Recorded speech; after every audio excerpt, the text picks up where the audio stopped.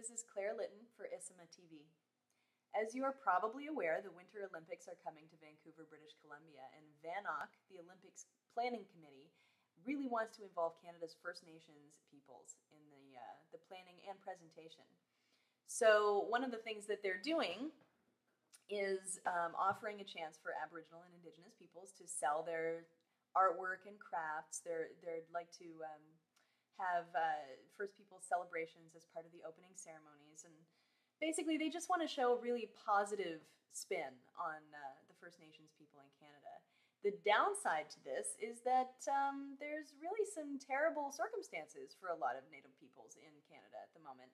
Chief Stuart Phillip, who's the president of the Union of the Indian Chiefs in British Columbia, has actually said that the Vancouver Games Organizational Committee is waging an aggressive and deceptive marketing campaign because it's suggesting that that Canada's Indigenous people are enjoying a very high standard of living, which is actually patently false.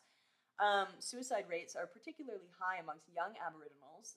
Those between the ages of 10 to 24 are actually 5 times more likely to commit suicide than non-Aboriginal Canadians in the same age group.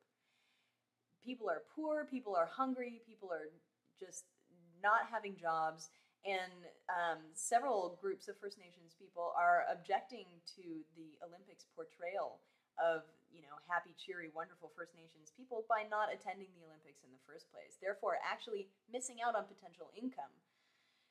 Other First Nations people, including Tawani Joseph, who's the head of the 4 host First Nations, is getting involved because they think it's the opportunity to present First Nations and Aboriginal peoples as in as positive a light as possible. You see a lot of negative things in the news, he points out, so let's have the option to present film from First Nations perspective, or let's show what we are capable of, or let's talk about historical things that have happened to us, or celebrate ancestral dances, that kind of thing.